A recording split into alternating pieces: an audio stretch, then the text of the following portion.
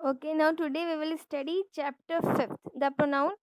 So, firstly, we should discuss what is pronoun. A pronoun refers to a word which is used in place of a noun. देखिए students, आप previous class में पढ़ चुके हैं कि pronoun क्या होता है, जो नाउन के प्लेस पे यूज होता है. जैसे हमने कहा, सपोज दैट कि Saumya come here, so I will also say it that she will come here या you will come here.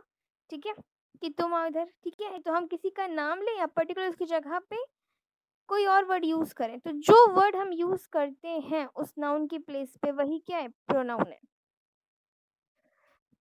For it is clear. Okay, now see its example. Sam is a smart boy. Sam क्या है, एक smart boy है. ठीक है, so we can also say it he is a smart boy, कि वो एक smart लड़का है. ठीक है, सैम स्टडीज इन क्लास 7. सो हम इसे और क्या कह सकते हैं, he studies in class 7. Means हम ये कहें कि सैम क्लास 7 में पढ़ता है, या हम ये कहें कि वो क्लास 7 में पढ़ता है. तो जो वर्ड वो यूज हमने किया वो क्या है, pronoun. Okay, Sam's mother is a singer. So we can also say that his mother is a singer. So word his is pronoun. Okay, तो इस तरह से आपको क्लियर हो गया. Now see it's for example, Sam's mother loves Sam very much. So we can also say that his mother loves him very much. मतलब Sam की mother उसको बहुत ज़्यादा प्यार करती है. ठीक है, तो यहाँ पे जो वर्ड हम नाउन की प्लेस पे यूज कर रहे हैं वही क्या है, प्रोनाउन है. If we look carefully, the above examples do not look attractive because the word Sam. Okay, now see, if we look carefully, the above examples do not look attractive. ठीक है, ये जो सेंटेंस आपने अभी देखा वो उतने अट्रैक्टिव नहीं लग रहे, because the word Sam has been repeated. क्योंकि बार बार सैम आ रहा है कि सैम एक स्मार्ट बॉय है, सैम क्लास 7 में पढ़ता है. बार बार अगर आप रिपीटेशन करते हो नाउन का, तो क्या होता है, ये काफ़ी इरिटेटिंग हो जाता है. ठीक है, कि बार बार हम कहें, तो इसलिए जैसे सपोज दैट आपने बचपन में कभी काउ पे ऐसे लिखा होगा, तो बार बार आप काउ वर्ड नहीं लिख सकते ना, कि काउ इज ये, काउ इज वो, काउ हैज 4 legs. ऐसे बार बार काउ वर्ड नहीं यूज करते हैं, हम क्या यूज करते हैं, इट यूज करते हैं. तो वैसे ही बार बार अगर सेंटेंस में हम वही वर्ड लाएंगे तो थोड़ा इरिटेटिंग होता है. Use of Sam makes the above sentences look awkward. इसीलिए हमें थोड़ा सा ये ऑकवर्ड लगने लगता है बार बार सैम आना. तो now look at the above examples once again. Sam is a smart boy. He studies in class 7th. His mother is a singer and his mother loves him very much. In the above examples, the word Sam and Sam's mother are replaced by he, his, and him respectively. You can see in examples that in these examples we cannot repeat the word Sam. Okay, यहाँ पे देखिए हमने Sam word को अब repeat नहीं किया है. क्यों? क्योंकि आप ये देखेंगे कि बार बार सैम को लिखना ये थोड़ा ऑकवर्ड है. ठीक है, तो यहाँ पे हमने सैम के प्लेस पे ही यूज किया. ठीक है, फिर सैम्स की प्लेस पे हिज, क्योंकि सैम्स मीन्स होता है सैम की मदर. ठीक है ना, तो सैम्स मदर मीन्स सैम की मदर, तो हमने यूज कर दिया हिज मदर मतलब उसकी मदर. ठीक है, his mother loves him very much. So here he, his, him are pronouns. Clear. ठीक है, अब देखिए kinds of pronouns. So there is kinds of pronoun, and first is personal pronoun. They are used to describe the given types of persons. Okay,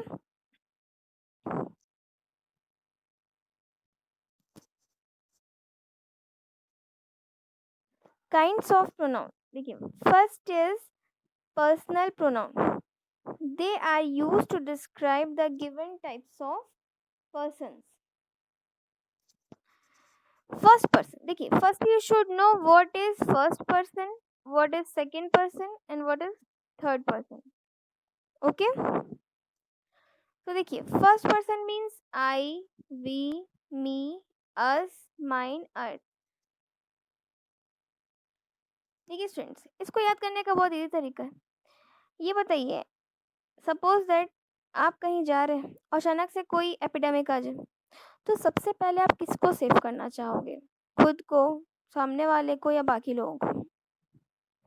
of course खुद को, क्योंकि जब आप खुद को सेव कर पाएंगे तभी तो आप अदर लोगों को सेव कर पाएंगे।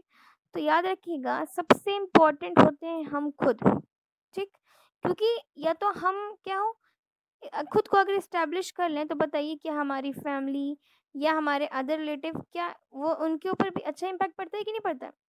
तो जब हम खुद को बचाएंगे तभी हम दूसरों को बचा पाएंगे, ठीक है? ऑब्वियस है भाई, आपके पास पहले खुद पैसा आएगा तभी तो आप दूसरों की मदद कर पाओगे, है कि नहीं? तो सबसे पहले हम खुद अपनी इम्पोर्टेंस को समझना चाहिए। तो याद रखिएगा, फर्स्ट पर्सन कौन होता है? हम खुद होते हैं, यानी आई, फिर वी यानी हम, मी, अस, माइन, ये सब हमारा, मतलब ये फर्स्ट पर्सन को शो करता है। दिमाग में रखिएगा, I and we are first person. Second person, फिर आप सामने वाले को बचाओगे पहले, जो आपके जस्ट सामने, जो सबसे क्लोज, यानी कि वो सेकंड पर्सन होता है। खुद के बाद जो सबसे इम्पोर्टेंट है वो क्या है? सेकंड पर्सन है। यू, योर्स, याद रखिएगा। एंड थर्ड पर्सन में जितने भी बचे, ही, हिम, दे, इट, ठीक है, एनी नेम, जितने भी नेम होंगे, जितनी भी चीज़ें, आई वी क्या हो गया आपका? फर्स्ट पर्सन, यू क्या हो गया? सेकंड पर्सन, और बाकी जितने भी वर्ड आए वो सारे थर्ड पर्सन में आते हैं। Clear? Now it will be more clear by these examples. We writes a letter. We write a letter. So here we is pronoun. ठीक है? We can also write it that Sheena and Rohit write a letter. ठीक है? लेकिन हमने क्या किया? In name को use करने के प्लेस पे क्या यूज कर दिया? वी। तो दो नाम की जगह हमने एक ही वर्ड लिख दिया, we. So here we is pronoun. Okay? These are your books. हम ये भी कह सकते थे, these are रोहित्स बुक। ठीक है? तो हमने रोहित का वर्ड का यूज ना करके क्या किया? योर। आ रही बात समझ में? तो यहाँ पे हम क्या कर रहे हैं? नाउन के प्लेस पे कोई वर्ड यूज कर रहे हैं जो उस प्लेस पे क्या अप्रोप्रिएट हो। So these are your books. So here your is pronoun. Third, I called him to my office.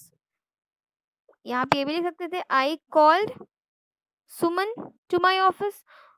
Sorry, यहाँ पे हिम है तो आप सुमन नहीं लिख सकते, यहाँ पे आप लिख सकते हैं I called Rohan to my office. ठीक है, ये ध्यान रखिएगा। हाँ, अगर यहाँ पे हर होता, I called her to my office, तो आप किसी भी पर्टिकुलर फीमेल का नेम लिख सकते थे, क्योंकि यहाँ पे हिम है इसलिए आप मेल का ही नाम लिख सकते थे। ठीक है, तो यहाँ पे हमने किसी पर्टिकुलर मेल का नाम ना लिख के क्या यूज किया? हिम। तो हिम यहाँ क्या है? प्रोनाउन। बस प्रोनाउन देखिएगा कि नाउन के प्लेस पे जो वर्ड यूज हो वही क्या है? Pronoun. Now see it second type, reflexive pronoun. They are used to address self or selves. For example, myself, ourselves, yourself, itself, himself, to reciprocate with other pronouns. For example, each other, one another, other, etc.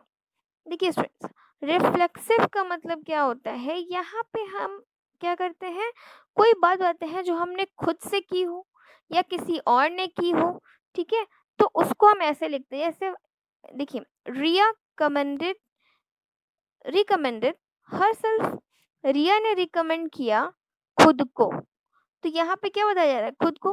अगर हम कहते हैं कि Rohit recommended himself, ठीक है, तो यहाँ पे क्या होता है? तो जब खुद की बात आती है तो अगर सामने वाले की बात करेंगे यानी सेकंड पर्सन की, तो आपको क्या लगाना है? Your self. अगर आप फर्स्ट पर्सन की बात करते हो मतलब subject, it is depend upon subject. अगर सब्जेक्ट में आपको मेन सब्जेक्ट देखना है, उसके अकॉर्डिंग ही आपको यहाँ पे रिफ्लेक्सिव प्रोनाउन का यूज करना है। अब यहाँ पे रिया लिखा था इसलिए ये लड़की है तो हर सेल्फ हो गया। सपोज दैट यहाँ पे किसी बॉय का नाम होता तो यहाँ पे क्या होता, हिमसेल्फ। अगर यहाँ पे फर्स्ट पर्सन होता मीन्स आई होता तो क्या लिखते, माई सेल्फ। और अगर यहाँ पे वी होता तो लिखते अवर सेल्फ। ठीक है। और याद रखिएगा कि यहाँ पे याद रखना है आपको क्या, कि जब प्रोनाउन सब्जेक्ट क्या होगा, प्रोनाउन होगा, so we will use selves, SELVES। ठीक है। जब प्रोनाउन वर्ड होगा सब्जेक्ट तो हम सेल्व्स लगाते हैं, और जब सिंगुलर होगा तो क्या लगाएंगे, सेल्फ। क्लियर। तो यहाँ पे जब अगर हम वी लगाते तो हम लिखते हैं अवर सेल्व्स। ठीक है, ना कि अवर सेल्फ। और वी लव ईच अदर, हम एक दूसरे को प्यार करते हैं, तो each other, one another, these are also the word of reflexive pronoun. ये भी रिफ्लेक्सिव प्रोनाउन के ही वर्ड हैं अगर आ जाएं। ठीक है। और याद रखिएगा रिफ्लेक्सिव प्रोनाउन की एक क्वालिटी है कि इसमें ये जो हर सेल्फ, हिम सेल्फ, जिसमें सेल्फ लगा होता है या सेल्फ लगा होता है, ये वर्ड हमेशा सेंटेंस के लास्ट में यूज होते हैं। Okay, clear. ये आपको याद रखना है। Now see its third type, interrogative pronouns. It will be very easy for you when you identify it. ठीक है, जब इसे पहचानने की कोशिश करेंगे कि इंटरोगेटिव प्रोनाउन है कि नहीं, तो आपको बहुत ही इजीली क्लियर हो जाएगा। Because in these sentences the question word is always used in the beginning of the sentence. Means इस टाइप के जो भी, ठीक है, प्रोनाउन होंगे उनमें बिगनिंग में ही क्या होगा, वो वर्ड होगा। जैसे who has taken my pen, where is your book. तो यहाँ पे क्या है, हु क्या है, इंटरोगेटिव प्रोनाउन, वेयर क्या है, इंटरोगेटिव प्रोनाउन।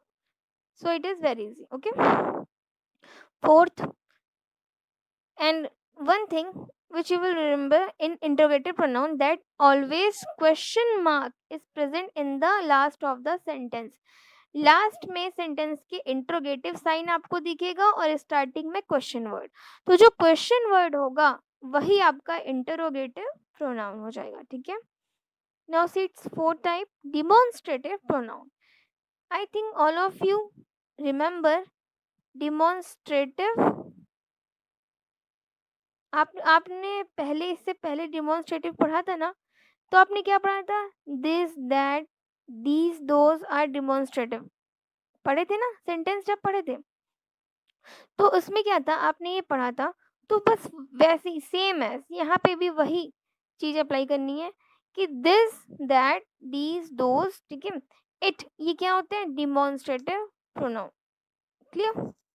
आपने जब पढ़े सेंटेंस तो आपने वर्ड पढ़े थे डिमॉन्स्ट्रेटिव, तो डिमॉन्स्ट्रेटिव में क्या है, this, when we are talking about the object which is close to us. हमने बताया था कि जब कोई चीज पास होगी तो उसके लिए हम लोग दिस यूज करते हैं, और कोई चीज हमसे दूर होगी तो उसके लिए दैट यूज करते हैं। ठीक है, या पर्टिकुलर वो किसी और की होगी, ठीक है, तो क्या करेंगे, दैट। जैसे दिस इज माई रूम, ये मेरा रूम है, ठीक है, एंड दैट इज योर्स, और वो तुम्हारा।